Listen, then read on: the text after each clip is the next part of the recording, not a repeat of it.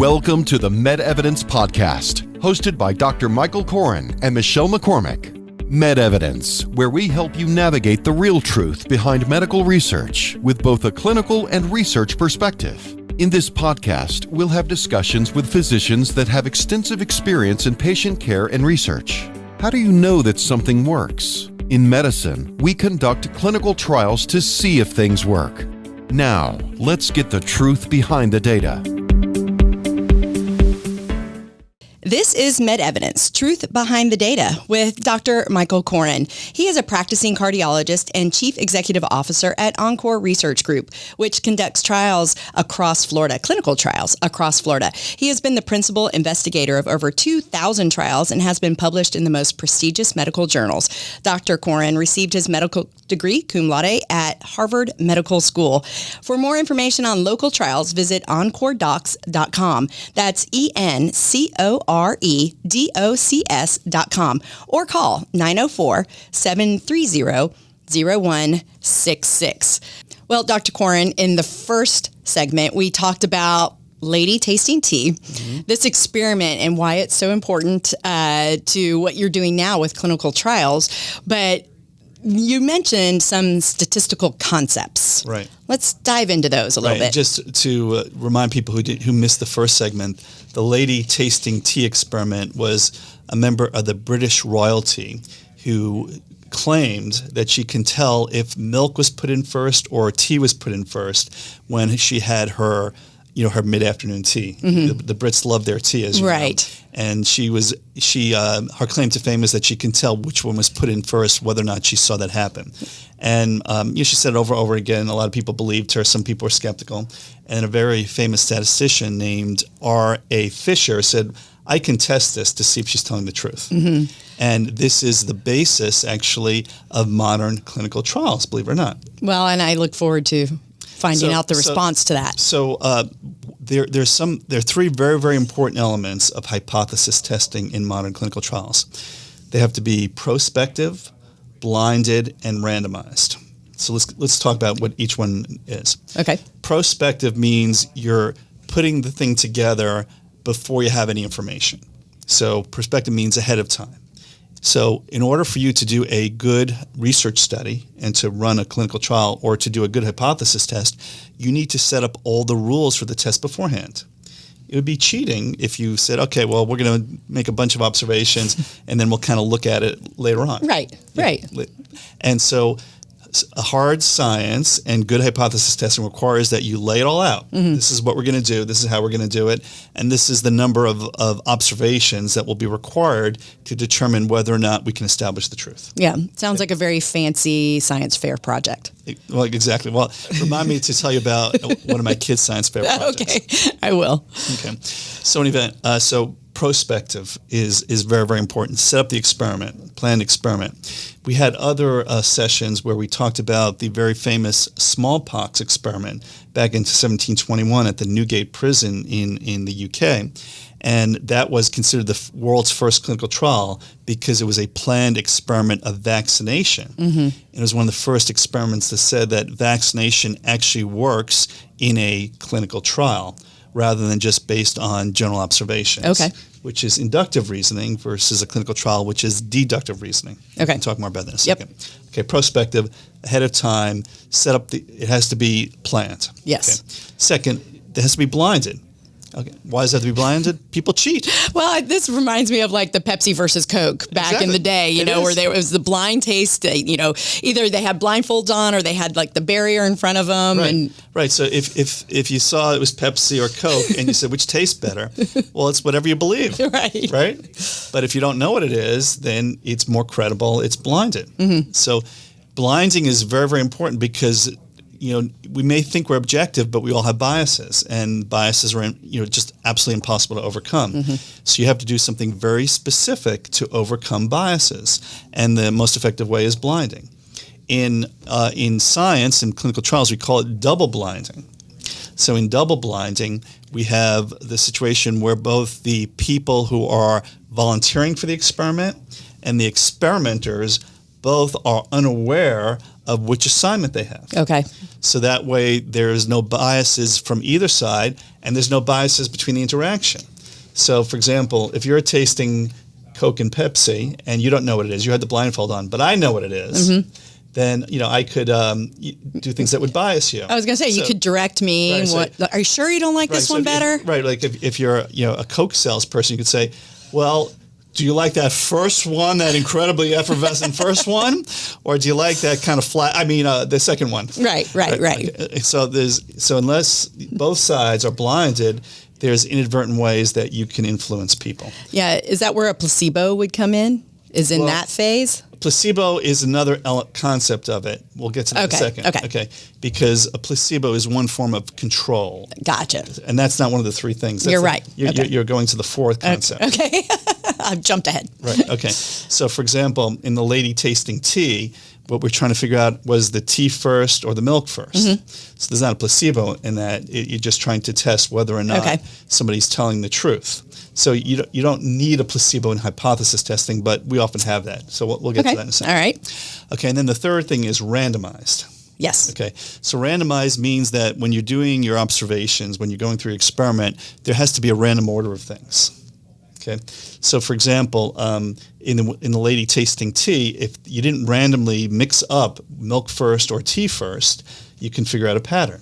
So let's say that you did 5 in a row that was all milk first, and then you switched it, and the next 5 is tea first. Well, the human brain may be able to perceive a slight difference. Okay, same, and then all of a sudden different. And so that may actually help the person along the way.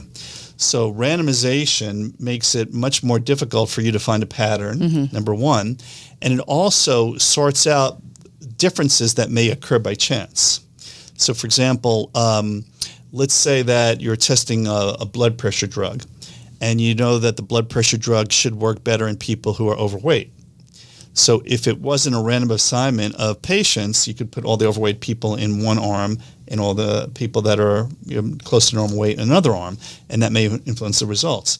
But if you have just a random number generator saying, okay, you're coming in, we don't know if you're overweight or not, you're going to be in this arm of the study, and you're going to be this arm of the study, this arm of the study, this arm of the study. Any of these possible differences will just sort themselves out by chance. And when the numbers get big enough, you're almost certain that they'll sort themselves out by chance. Yeah. So those are the 3 key elements of good hypothesis testing. And that's what R.A. Fisher was able to teach us, and to use this incredible, powerful concept to establish the truth. Now you got to the fourth one, which is placebo-controlled, or it's really just a control. So when you say placebo, it means that the control is inactive.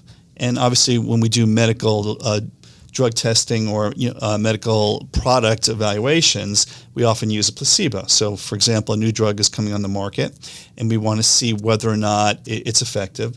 And the best way of doing that is to put it in a form where you can't really tell what it is, and compare it with something that's inactive, and then give one or the other in a prospective, blinded, randomized fashion to a group of patients, and seeing whatever the outcome measurement is and see if it's different. So, for example, if you were testing a blood pressure drug against placebo, you would have a pill or an injection that looks identical whether or not it's active or not, and then you would give it to a bunch of people, and then you measure their blood pressure. And if it's an effective treatment, the people who have the active product would have lower blood pressures at some period of time after the intervention than the people that were on the placebo. But there are other forms of control. So a controlled experiment doesn't mean necessarily a placebo. So, for example, if you want to show that drug A is better than drug B, but you're really testing drug A, that's your primary hypothesis, then drug B is called a control substance, and that's the comparator. Now, we often do that when there's a standard of care. So, for example, in a lot of blood pressure studies, you wouldn't want to not treat patients for an extended period of time. It would be considered unethical because we know blood pressure lowering saves lives, prevents strokes, and does other things that are positive for the human body. So you may get away with a short-term where you're comparing a drug versus placebo, but certainly it would be unethical to do that over any extended period of time, a week or two, whatever that may be.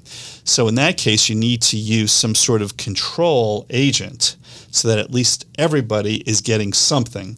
And then you're seeing whether or not the new agent is an incremental improvement compared to the control agent. Okay. So that is a very, very key part of what we do in drug development virtually every day. Yeah. So when did, what's the history of clinical trials? When did they first begin? So, it's interesting. So there's a lot of debate about that. So getting into the faith thing, there are things in the Bible where there was choices that people had to make. And there's a passage about Daniel in the Bible and the Babylonians. And so we sometimes talk about that as the first experiment. It's not really a clinical trial because it didn't have all those elements. It had to be prospective, blind, and randomized. Right, which grew over time, I'm guessing. Right. But basically, Daniel said that, well, if the Babylonians eat their rich foods and I eat basic bread and water and healthy foods, then I'm going to be stronger than you. Oh. And after 10 days, that turned out to be true. So again, this was his hypothesis. He chose one diet, and there was a control, and he, based on the outcome measure that he picked, he did better. So that's an example, but we don't really consider that a modern clinical trial. Right. And you said the smallpox, was that the first modern medical trial? So the first modern clinical trial, and even that's not perfect by any means, but back in 1721. There was this theory based on observations from Africa and the Middle East, is that if you had smallpox, you can protect yourself from severe complications of smallpox by purposefully infecting yourself in the leg or in other parts of the body. And it was based on an observation that people who just to get everybody up to speed, smallpox was absolutely devastating for hundreds and hundreds of years. And the mortality rates during smallpox pandemics were 33%. About a third of people in a community would die of this infection. Crazy, horrible things. So obviously people were scared to death when they were learning that there was a smallpox pandemic coming their way. And what people also observed is that for the survivors of a smallpox pandemic, they were much less likely to get sick during the next pandemic or the next epidemic. And so they said, well, why is this? And ultimately they figured out that if you expose yourself to this virus in a certain way, you can protect yourself. So if you get smallpox through the respiratory means and you're not protected, you're going to get really, really sick and maybe die. But if you got injected with smallpox, they found that you had a small local infection, but you seemed to protect yourselves. And this was actually an empiric observation in the Middle East and in Africa. And during the pandemic of 1721, the British royalty was so worried about this that they took these crazy ideas from the Middle East and they said, let's try it. So the researchers went to a prison, because at that point it was considered ethical to take prisoners, and they told the prisoners, okay, if you want to get out of jail, then you be part of this study. And we set it up. We got consent for the study. Consent is an important part of clinical trials that we actually practice every day. But in that case, it wasn't the consent of the patients, it was the consent of the king. Oh, okay. But it was prospective, it was consent-based, and it was an organized trial where they took 6 people and they gave them they actually did surgery, cut their legs, put smallpox pus in those wounds, made sure that they had an infection, and then they saw how those people compared to the general prison population in terms of whether or not they contracted smallpox or died from it. And all 6 of the people in that experiment seemed to be immune to the effects of smallpox. And there's some interesting nuances that we can get into the next segment, but it was considered the first clinical trial because, again, they looked at a group, it was a prospective experiment, and they had a comparator group, which is the rest of the people in the prison.